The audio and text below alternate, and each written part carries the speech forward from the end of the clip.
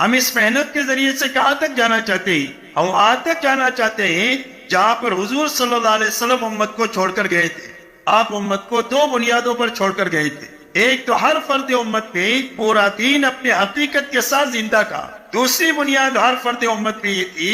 کہ اللہ کے دین کے مقابلے میں اپنی جان اور مال کو بے قیمت بنایا تھا، اور ہمارے مال کی کوئی بھی قیمت نہیں ہے اللہ کے دین کے مقابلے میں۔ ایک کا تقاضا ہے تو ایک لگائیں گے، 1000 کا تقاضا ہے تو 1000 لگائیں گے، اور جھاڑو مار کر لگانے کا تقاضا ہے تو جھاڑو مار کر لگائیں گے۔ مدینہ منورہ کے انصار نے جو فیصلہ کیا ہے وہ معمولی فیصلہ نہیں تھا۔ حضور صلی اللہ علیہ وسلم کو مدینہ لے جانے کے معنی یہ تھا کہ سارا عالم ان کا دشمن ہوگا، ان کے بڑے بڑے شرفا قتل ہوں گے، اور ان کو بہت سارے حالات اور آزمائش سے گزرنا پڑے گا۔ اور آپ دیکھو 10 سال میں کس آزمائش سے مدینہ گزرا ہے وہ آپ کے سامنے ہی۔ لیکن صحابہ نے یہ طے کیا تھا کہ محمد صلی اللہ علیہ وسلم کی حمایت کے لیے ہم جو کچھ کرنا پڑے گا اس کے لیے کرنا تیار ہے۔ اسی لیے آپ نے جب بیعت کیا تو آخری شب بیعت کی تھی کہ جب میں مدینہ منورہ آؤں گا تو میری حفاظت کے لیے وہ تمام وسائل تم اختیار کرو گے جن وسائل سے تم اپنے عورتوں کی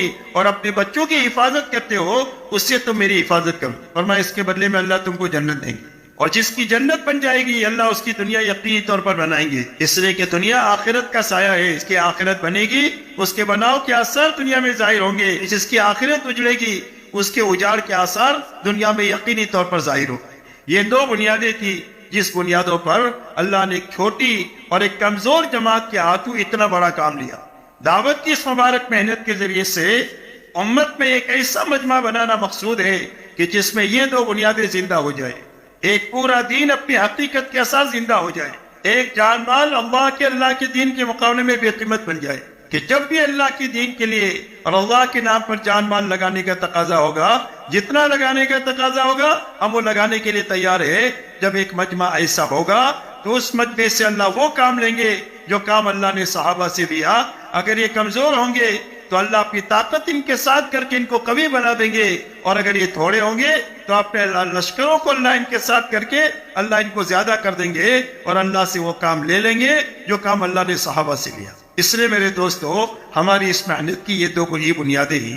اس لیے پورا مجمع یہ طے کرو کہ ہمیں اس محنت سے ان دو بنیادوں تک جانا ہے۔ اب میرے محترم بزرگوں دوستو، یہ دو بنیادیں ہماری محنت کی منزل ہے، اس کو ہم منزل بنا کر چلنا شروع کریں گے تو یا تو اللہ ہم کو وہاں تک پہنچا دیں گے زندگی میں ہی محنت کرتے کرتے، اور جو پہنچ جائے گا وہ چمک جائے گا، اور اگر اللہ کو منظور نہیں ہوا، کام کرتے کرتے جلدی مر گئے اور وہاں تک نہیں پہنچے، تو اللہ تعالیٰ ان پہنچے ہوئے لوگوں کے ساتھ حشر فرما دیں گے، اور جو پہنچ جائے گا وہ بھی چمک جائے گا، اور جس کا حشر ان کے ساتھ ہوگا وہ بھی چمک جائے گا۔ اس لیے کہ اللہ کی داد و دہیش کا نظام یہ ہے کہ ایک آدمی نے حفظ شروع کیا اور حافظ بننے سے پہلے مر گیا تو اللہ اس کو حافظ اٹھائیں گے۔ ایک آدمی حج کے لیے نکلا کراچی سے، ایئرپورٹ پر احرام کی حالت میں مر گیا، اللہ قیامت کے دن اس کو حاجی اٹھائیں گے۔ ایسا ہی صحابہ کو منزل بنا کر چلتے